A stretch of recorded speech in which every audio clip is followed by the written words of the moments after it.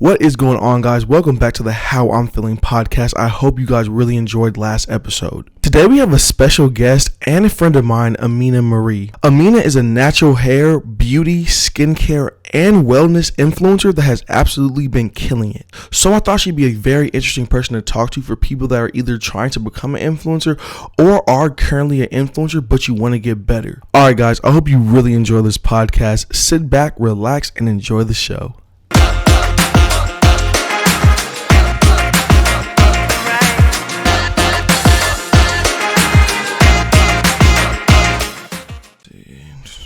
Okay, and we're live.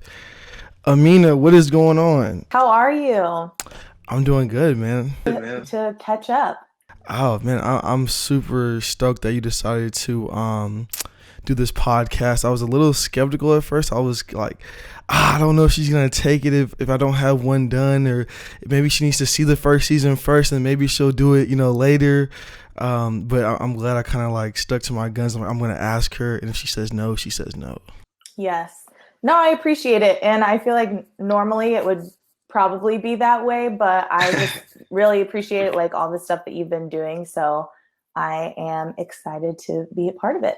Before we go any further, I just wanted to let you guys know that this podcast is sponsored by JDM Creative Visuals. JDM Creative Visuals is a modern day production company that's built to inspire, uplift, and motivate every single individual through quality and captivating content. Well, I am even more excited to have you as a guest because I really do feel like you have so much value. I mean, you've had so much success. I'm really excited to like spread this value, and these people that are listening, they get to really understand and listen to you and learn from your grind, your hustle, your losses. So I'm really, really excited to get right into it. So I guess we'll just do that now. So who is Amina? And when I ask that, I mean, what makes you go, what kind of person are you? What morals and values do you stand for? Things like that.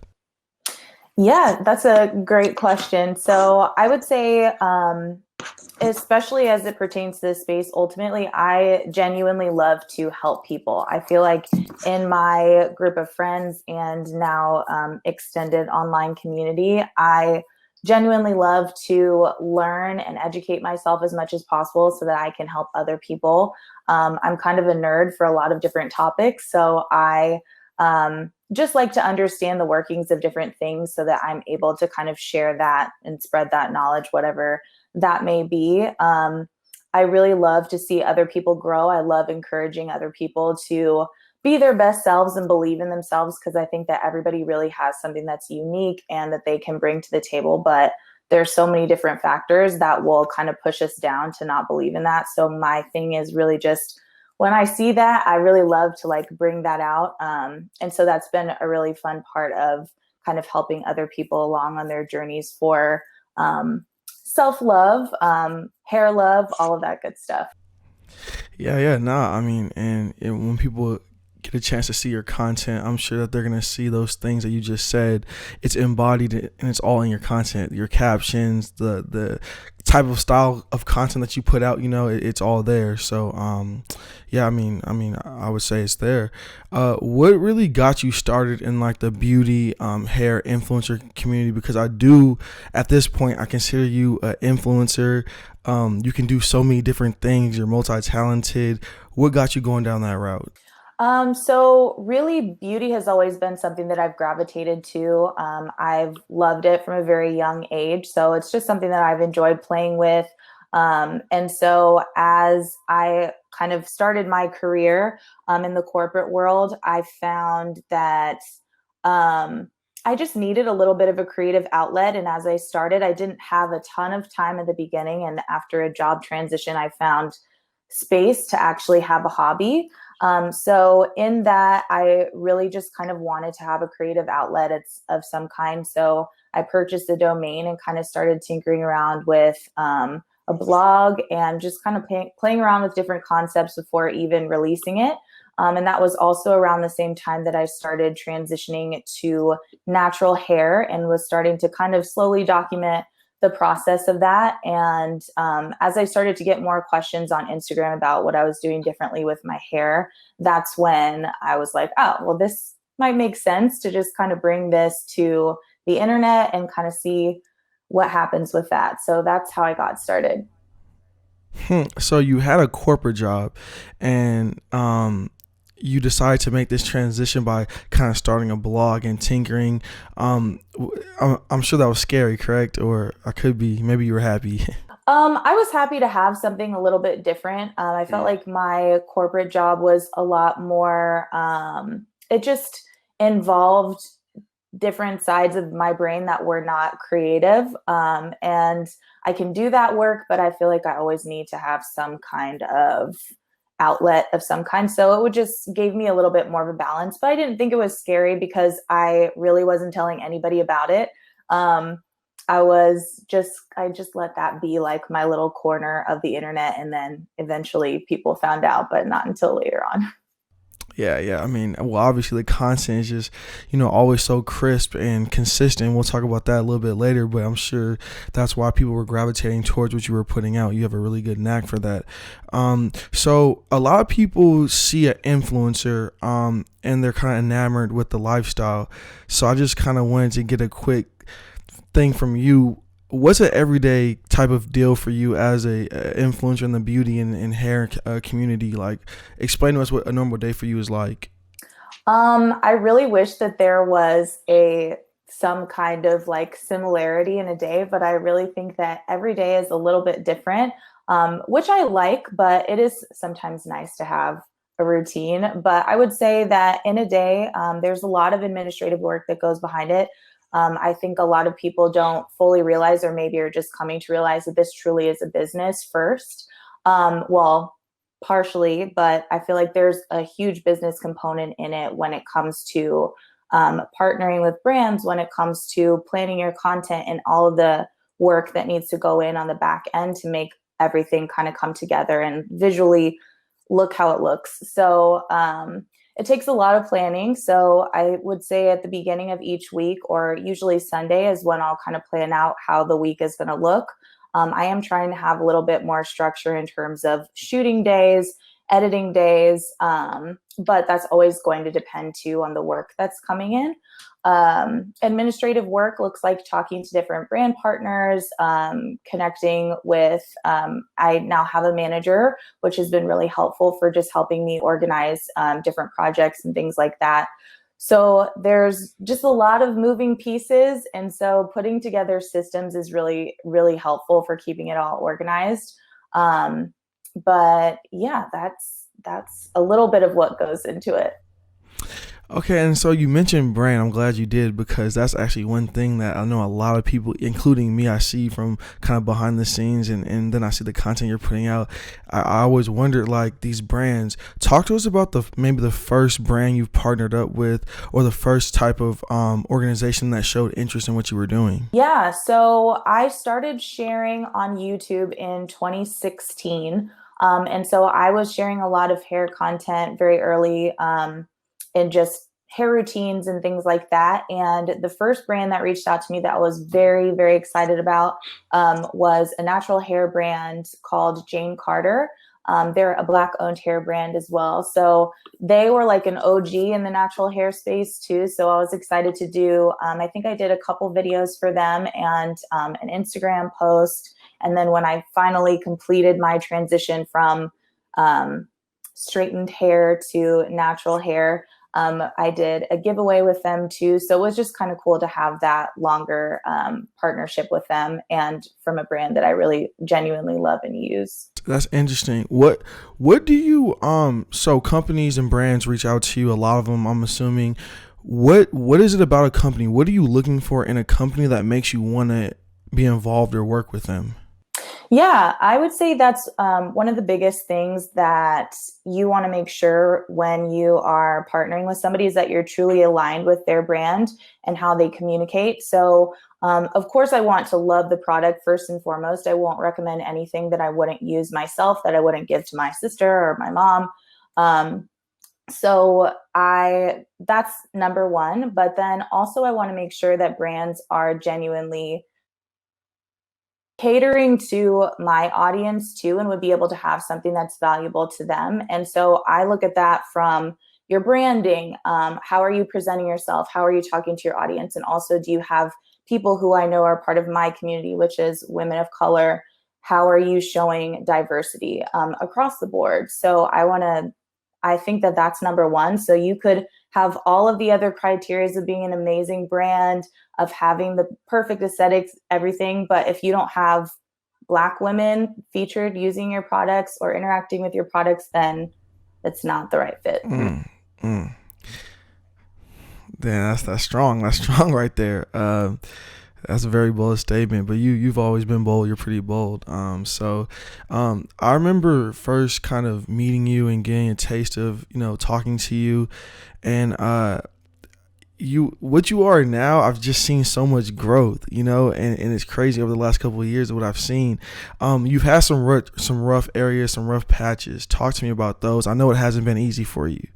I would say the biggest rough patches is really just kind of getting out of your mindset, at least for me, of really having help. And I think that as I started to connect with more people that were in the community and that were also creating content and we're just kind of dealing with the same things, I felt like that really helped me in my mindset of growth and being able to not only have support within the community, but also kind of get out of my own head of having to do everything myself. I'm very much a DIY type of person, but I think now things have started to feel a little bit better. And I just see more possibilities with really just starting to ask for help. So that's kind of where I am now. And I know asking for help, and I'm glad you mentioned that because I know asking for help for you, we actually connected because you were looking for that. But I remember thinking in my head, your content is so crisp and clean. Like you've already kind of had the whole thing put together. You got your camera, you got your lens. Like I didn't really understand what that need for that was. So I want you to kind of talk about the importance of having crisp and clean content and how that kind of goes hand in hand with getting brands to want to message you and partner with you because you have just that really clean and crisp look. Yeah, so it's funny. I was thinking back to when we met about content creation and all of that, and I still have not hired anybody yet to do my stuff. So it's all still been me. So that's the last thing that I feel like I'm like so ready to give that piece of it away just a little bit more. I'll still always love making videos, but I think when you want to do the volume that is required for today of just having a lot of different content, it is helpful to be able to outsource that. So that's kind of what I've been looking for. So I'll still probably shoot my own stuff for the most part, but having the editing help, because that's the longest process I think of content creation. So I feel like I got also sidetracked. So the importance of having clean content, I really feel like your content just needs to reflect you and how you see things. And I think that's what's always going to make it really unique. So I honestly don't think that you need to have all of the fancy gear. I've seen people make amazing content with just an iPhone, but it's really just what your brand vision is and what you like to give, how you like to view things. And I think that video allows you to kind of give kind of an insight to what your eye is and how you like to play up whatever it is that you're sharing about. Nah, Not totally. And when I talk to a lot of people, since that time and even now, people are always asking me, should I buy a camera or should I hire somebody to do it? And I always find that when I tell people to purchase a camera, to purchase a lens, it's a one-time transaction for years and years of crisp and clean content. People deter from that, like they run from that. It's like they want to go and they want to use the iPhone. They're not interested in getting that better camera and that better lens to be more presentable. I'm sure at one point you were at a crossroads, like, do I buy this camera or do I just use the iPhone like everybody else? And you've been able to really separate yourself. And in my opinion, it's because of the look that you have and the aesthetic, crisp, clean feel that it has to it. So talk to me kind of about like why you decided to take that step and purchase that camera and that lens and make that investment not only in yourself but in what you wanted to venture in as a business. Yeah. Well, I actually purchased my camera really early on. I love quality, first of all. So I think that when I was just kind of getting a feel for what that actually looks like, looking at other people's content and deciding what it was that was drawing me to that content. So, it might have been that person, but also maybe the way that they showcase things or how their background was blurry. So just kind of then looking up different things like, okay, how do you get a blurry background? And this is when I had no knowledge at all of cameras, lenses, anything like that. So I did a lot of homework first. And I was like, okay, this is the camera that I think I need to get. This is the lens. And I'm just going to start here.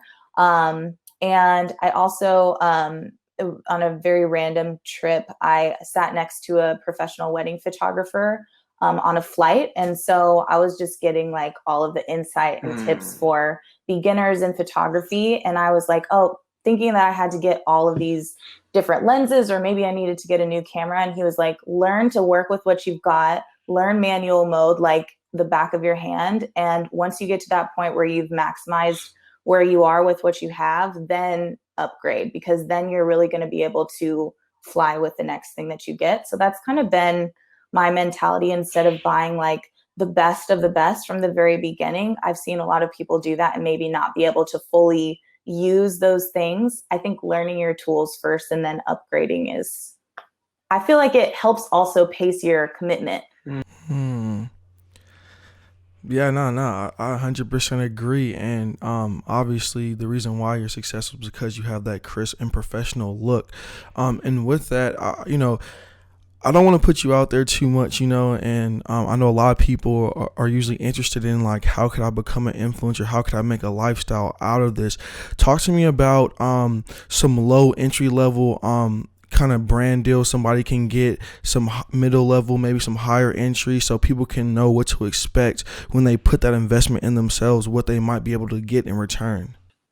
Yeah, I think one of the first things to do in the influencer space is really not to go into it with thinking about the money or thinking about brand deals. I think that those come later, but the main focus, I would say, is always to make sure that you have your purpose in alignment with who you want to attract and who you're trying to help. Because I think like anybody can, hold up a cup of tea and say that this makes me lose so much weight and get paid for it. But that's not, I feel like when you think about bigger influence and how you're able to really make an impact within your communities, you have to really find out what is your message first, because I think it's a very like common saying within the community is not all money is good money. So just really focusing first on who you're out to help is really important, and then creating a lot of content around that and seeing what the response is. And I think from there, what you start to share naturally, for me, it started off with hair products. So then those brands are like, okay, she talks a lot about hair. People are really responding to that. And it seems like she already uses our product, or maybe she's not familiar with our product. So let's try to send this to her and see what that looks like. So when people then are reaching out to you to get exposure on a topic that you already talk about or that you're excited to talk about, then that's when you can start kind of having collaboration conversations, and also know that you giving exposure to a brand is valuable. That leads to purchases, it leads to exposure. When somebody's walking down the aisle and sees that, remembers that you like it, if they trust you, they might purchase that. So that has value and that is worth money. So I think that that's kind of when you can start to ask for money when people are looking for content. That is a lot of gems. If people understand what it is that they need to look for. I talk to people all the time, and people have 5 or 6 ideas. I want to do this.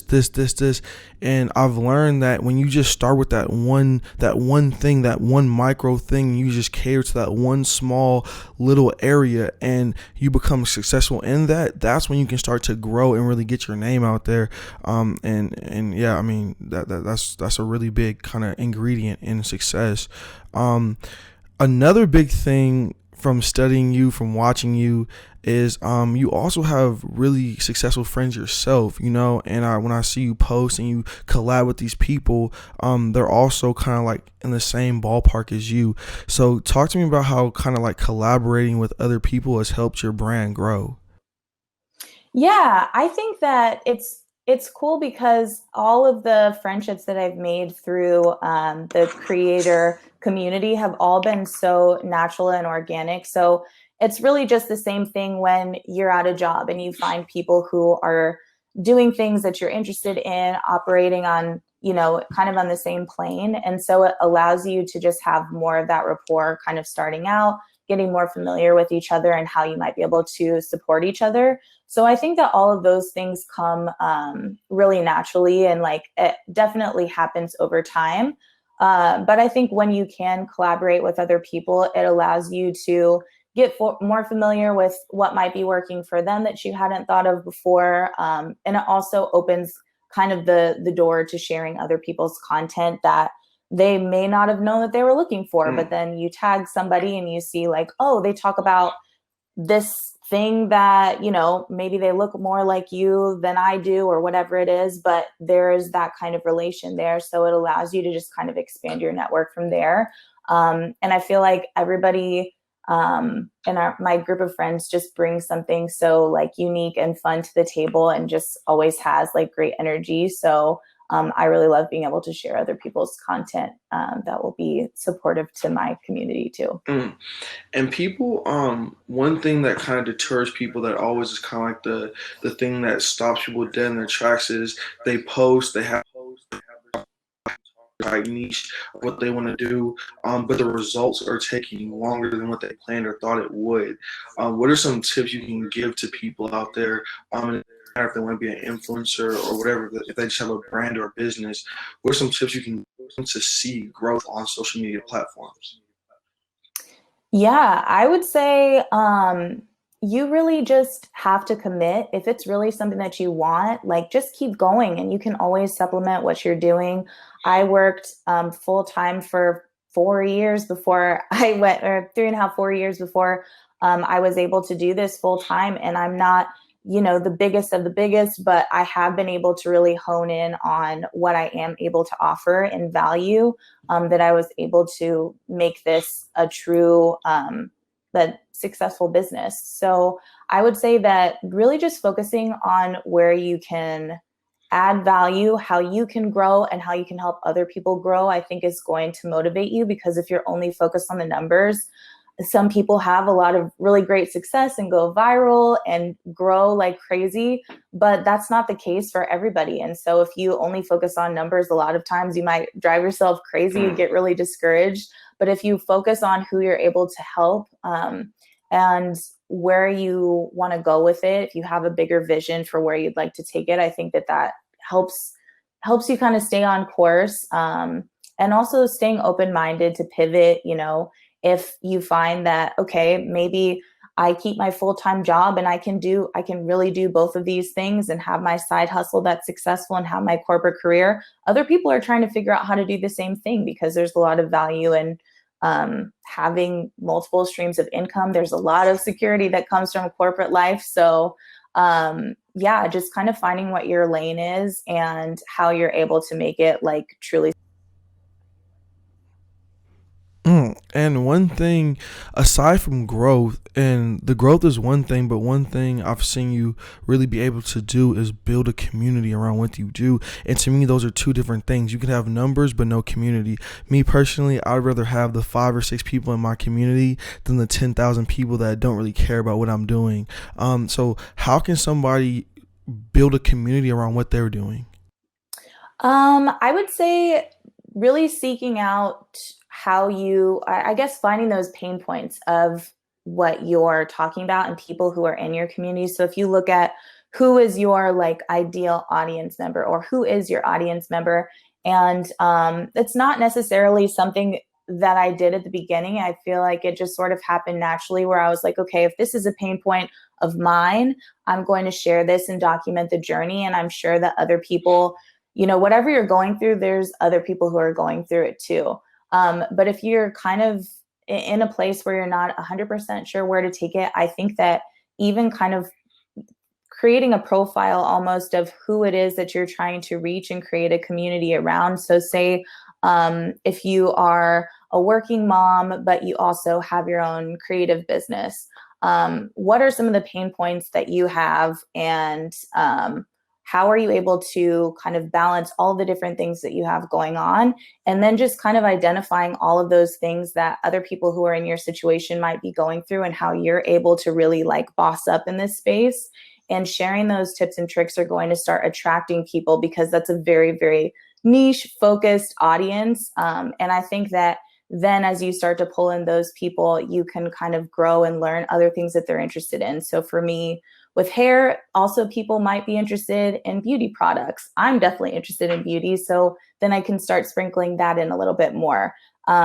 People who love beauty also want to make sure that their skin underneath looks great. So skincare is another really big piece of that. So just kind of slowly starting to trickle in your other interests, but getting really specific at the beginning helps kind of all of those things snowball. No, I 100% agree. You just kind of target that niche and find the people that have the same passion as you, and that's how you start that base. Is passion. 5 years from now, I mean, where do you see yourself?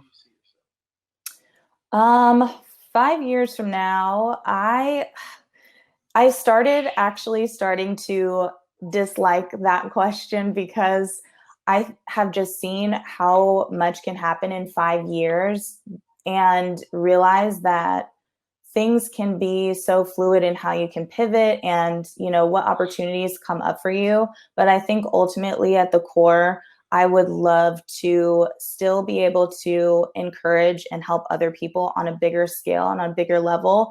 But as far as the specifics of that, I feel like with how the internet is now, like, could you have predicted what social media is, or what even like your videography business, like all of those things and the resources that we have and how fast technology changes? Like, I could not have imagined how things have evolved. So I'm just staying open-minded, with the main focus of just being able to help other people grow, help other people really be able to embrace themselves, and um, maybe have a couple of other business ventures in addition to that. Yeah, I mean, you've said that so many times, and it seems like you're valuing helping others more than business ventures, and I think that's why you have had the success that you've had. And I've learned so much just sitting down and talking to you, and yeah, I mean, you're very, very intelligent, and I see that now, and I saw it before, but actually speaking with you has been a while, and hearing this now, it's like, man, you were really on the right direction. And so I really want to thank you for coming on the How I'm Feeling podcast and giving some of this knowledge and value to the people that are listening. We got to get you on a second time, man. I really think that people are going to be really interested to see kind of how you've evolved and how you've grown. Yeah, and congratulations also on launching the podcast. What are some of the other how I'm feelings you're going to be talking about? What's there to expect? Um, I really want this platform to be really well diversified, and I kind of want to have conversations with a lot of different people. And for me, I want that to kind of open up the door, for people to feel like they can come on, and wherever they specialize in or whatever their niche is, they can come and talk. I'm a person, I like to learn, I like to grow, and business, no matter what somebody does, it's all the same, and it's done the same way, and people have models and their opinions and things like that. And I really like to learn and listen to everybody that I feel like is on the right path and is successful. So I think people can really expect to hear a well diversified, kind of value based community, from the people that I have on the show, and starting with you. So yeah. And the people that are part of the community, where can they find you? What are your socials, your email, or your website? Yeah, so everything is Amina Marie on Instagram, YouTube, and there will be a website update coming very soon, but that's aminamarie.com. And yeah, that's about it. Okay, Amina, thank you so much. I can't wait till this launches and people hear what you have to say.